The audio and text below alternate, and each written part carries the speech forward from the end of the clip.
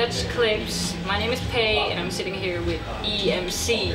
What's up? Hello, guys. How you doing? How you This is doing? after the show. Yeah. It was a great show. Thank you. I got my hip hop shot today. Cool. So, can you introduce yourselves? I know everybody already knows you guys, but maybe people are going to see this that don't know you. All right. Hello, world. My name is Strickland from Milwaukee, USA. What's up? It's Masta Ace from Brooklyn, New York. What's up? Wordsworth from Brooklyn as well. What up, Punchline, Lower East Side?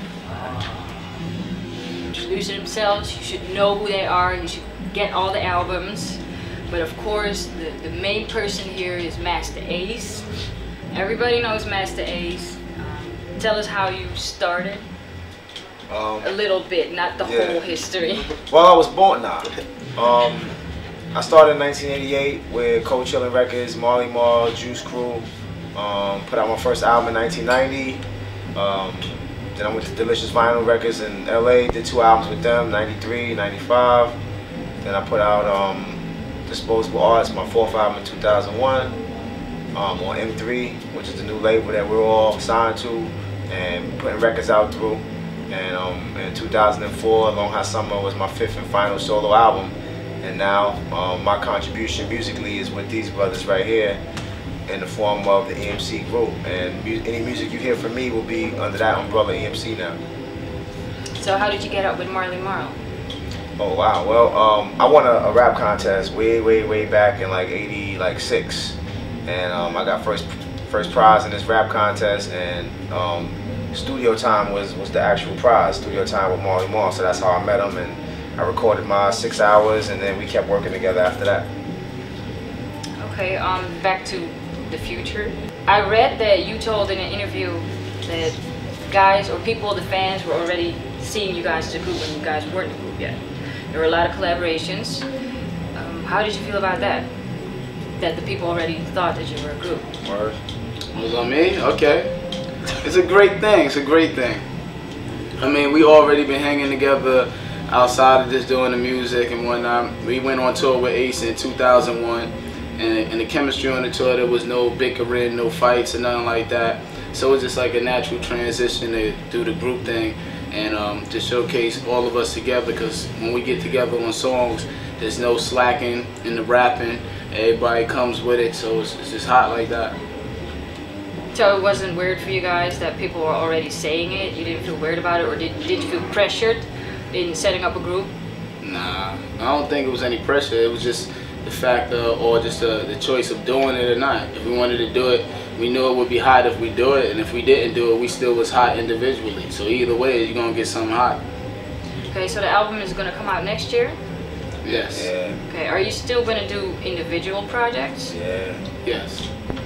That's kind of what the whole thing is, to make M3 like a brand where you pick up, where you see the M3 logo on a piece of vinyl or on a CD. You already know it's gonna be something hot, whether it's the eMC group or it's a Wordsworth solo album, Punchline solo, myself, Strickland solo album. So we're trying to put the eMC album out first, let everybody hear everybody on the songs. You know, every one of us is now on every song. It makes the album flow better, and hopefully it'll springboard all our solo careers, and Ace can kind of like take a step back and be more like the executive and guide our career like he had a successful career. So that's where we're going with it. But still be part of the group, of course. Right. Still have my fun too. Okay. So what do you feel about hip hop nowadays compared to 20 years ago? Wow. Well, obviously, it's a lot more about making money now, and the major labels are really motivated by artists and projects that they think can sell millions and millions of copies, which I guess is understandable. But the problem is that that direction and that concentration on money has hurt the sound of the music, because you have young artists coming out and they're really just trying to sound like whatever's on the radio rather than being creative and being themselves. So they just listen to what's hot on the radio or what's selling copies, and then they try to go in the studio and recreate that.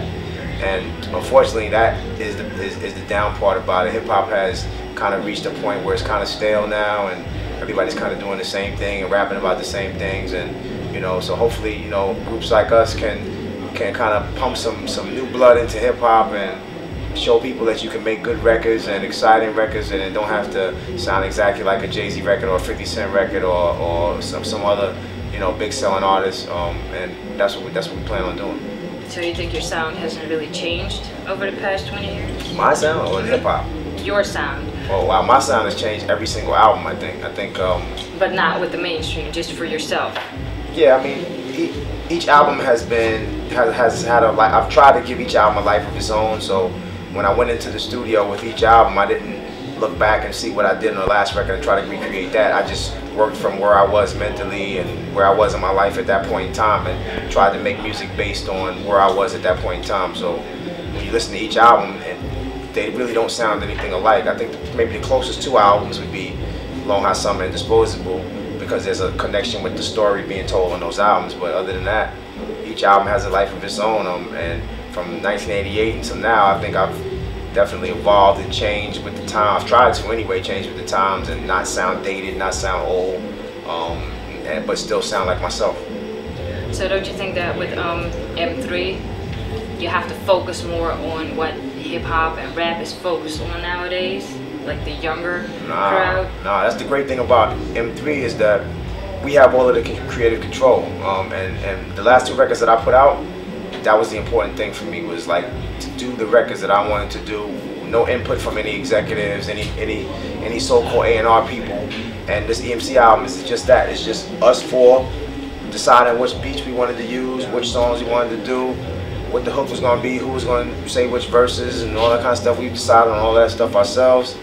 No input from anybody outside of these four brothers right here, and the album is great.